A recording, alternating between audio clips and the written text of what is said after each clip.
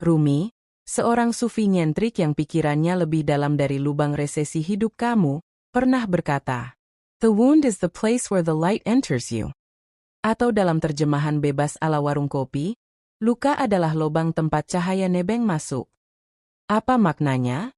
Luka bukan cuma urusan tisu dan air mata, tetapi luka adalah celah dalam ego yang terlalu rapat, terlalu congkak, dan terlalu yakin bahwa hidup bisa dilalui dengan nyaman, cepat, dan tinggal kasih bintang 5 seperti naik ojek online.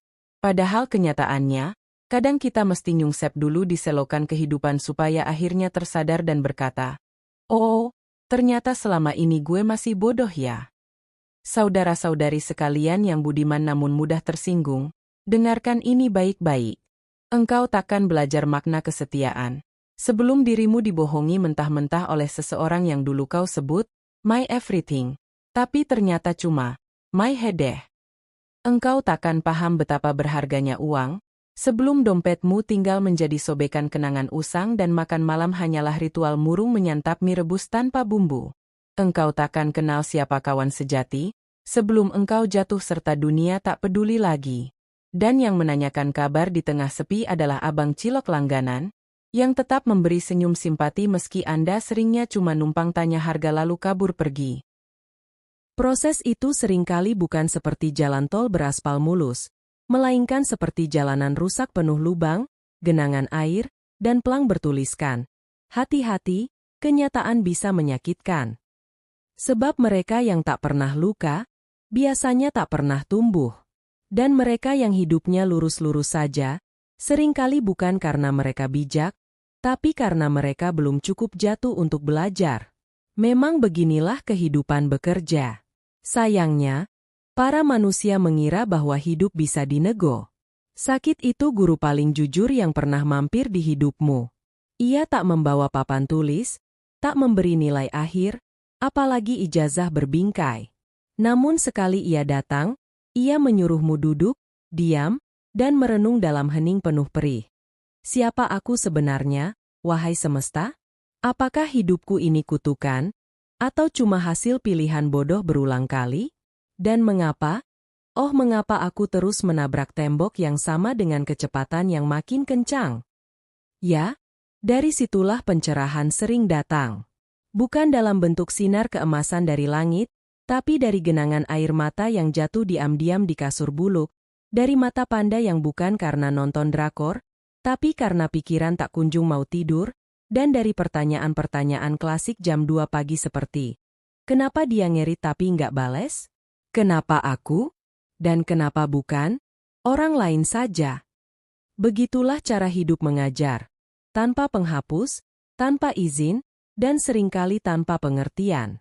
Kehidupan mengajar manusia secara jujur, brutal, dan tak pernah basa-basi seperti motivator self-help di YouTube yang ujung-ujungnya mengajak Anda berlangganan membersih. Karena terkadang, satu patah hati bisa lebih mencerahkan daripada 10 buku pengembangan diri yang cuma terpajang cantik di rak, tapi tak pernah dibaca. Maka bila hari ini engkau merasa hidup menggencetmu dari segala arah, doa tak kunjung dijawab, rezeki seret, saldo rekening mulai suram bak masa depan, cinta tak berbalas, dan kesabaran Anda mulai menipis, maka tahan sebentar. Mungkin itu bukan hukuman, melainkan panggilan lembut dari langit yang berkata, "Aku sedang membentukmu, bukan menghukummu. Sabar sedikit lagi, nak." Dengan jalan demikian, engkau akhirnya menengadah dan tersadar. Ternyata selama ini aku sibuk mengejar dunia, tapi lupa siapa pemiliknya. Kadang cahaya tak datang lewat matahari terbit. Kadang ia datang lewat tagihan menumpuk, WhatsApp yang tak kunjung dibalas. Dan suara hati yang bertanya, mengapa hidup ini seperti sinetron yang naskahnya ditulis tanpa kasih sayang?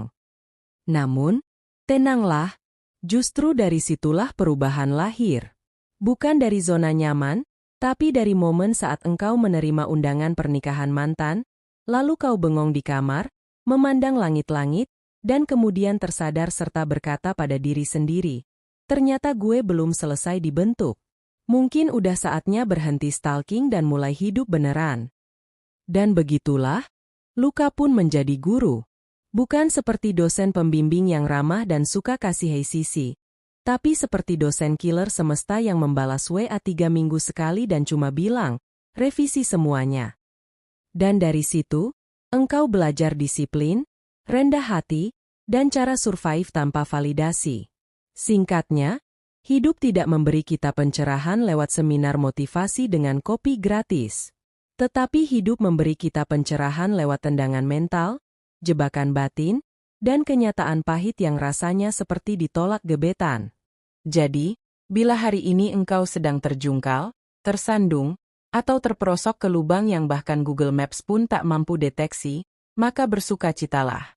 Sebab bisa jadi, itulah awal dari kebangkitanmu. Atau minimal, jadi bahan cerita kocak di warung kopi yang kau ceritakan sambil ketawa miring. Karena akhirnya hidup memberimu lebih dari sekadar nasi bungkus dan utang listrik yang menjerit minta dibayar.